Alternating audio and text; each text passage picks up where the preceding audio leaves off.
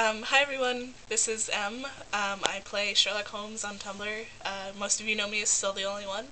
My lovely friend is videotaping this for me.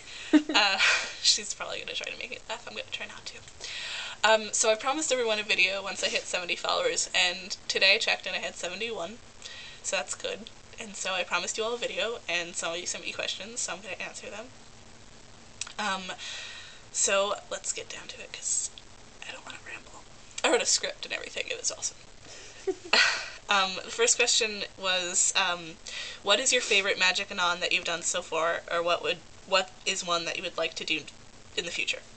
My favorite one so far is the one where I had to play a 16-year-old Sherlock for, I think it was like a couple of hours. It was like 6 hours or something. And he had no memory of his life. And it led to some pretty intense role playing with Sherlock's cousin Tuesday and Friday Next, and my John, who was Captain Doctor Blogger Friend.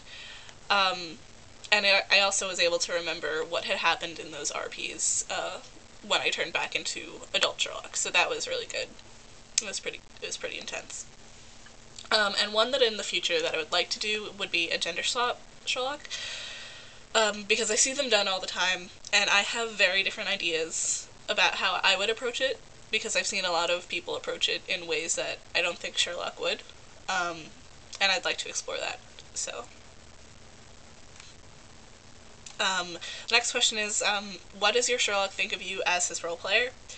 This is something that I never thought about before I was forced to think about it, and I'm going to try to do so as objectively as possible, because obviously, I mean, I'm fabulous, and everybody should think I'm fabulous. Honestly, though, I don't think Sherlock likes me very much as his puppet master, because I'm definitely not as smart as he is. I'm not observant, as observant as he is, and as hard as I try, I'm never going to be as good as deduction as he is. So, because of that, I don't give him a lot of cases, which probably makes him really bored. And I think that he would think of me as over-emotional, impulsive, and unobservant. But I'm not dull all the time, because I'm a lot like John in that way, and I also really feed his ego a lot. Like, I tell him he's brilliant all the time, and he really likes that. He'll never get bored with that.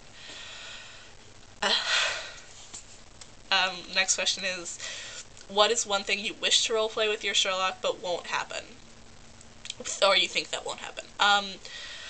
Something I would love to see happen is Sherlock losing someone really close to him. I've had a few close calls during roleplays with John.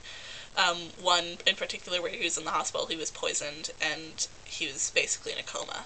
And that was really hard. But Sherlock has never experienced loss, as far as I know. He's never experienced true, real, permanent loss or death of someone he loves. And if someone like Lestrade or Mrs. Hudson or Molly or Mycroft died, it would be someone that he has external disdain for, but I think is really close to him. And I would love to explore what Sherlock's reaction would be. In my head, he would be Sherlock, basically. He would be really cool, and he would not care, and whatever. But internally, he would have really strong emotions about it. He would be mourning, and I think that it would eventually, over time, start to affect him. It would start to affect his work. He would be able to see that he was mourning, until he basically breaks. So that's something I would want to do. But I don't want any of my role players to die, so that's that. I also love to have an in-character conversation with myself, because I wonder what Sherlock would have to say to me, and what he would have to say about me. And we would just have, like, a fun conversation. The last question I got was, what, if anything, in your real life informs your role-playing here on Tumblr?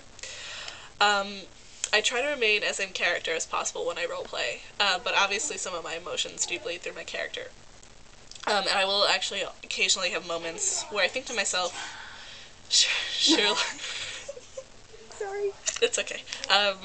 I will occasionally think to myself that, Sherlock would never say that, or do that, or think that. But then I make him do it anyway. And I rationalize it to myself by thinking, I play a post-Reichenbach Sherlock. And Reichenbach was really terrible for Sherlock. It was a really traumatic experience that can change a person. And I like to think that the emotions that I give Sherlock are sort of his own personal PTSD or post-traumatic stress disorder. And while he may not fully understand or accept these emotions yet, he does know that he has them, and I am kind of his outlet for helping him understand himself.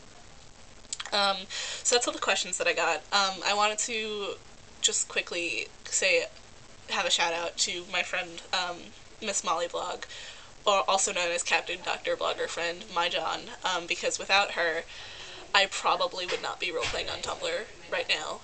Without her, I probably would have never started this blog. So, quick shout out to you, Molly. I love you very much. She's also my fiance on Facebook.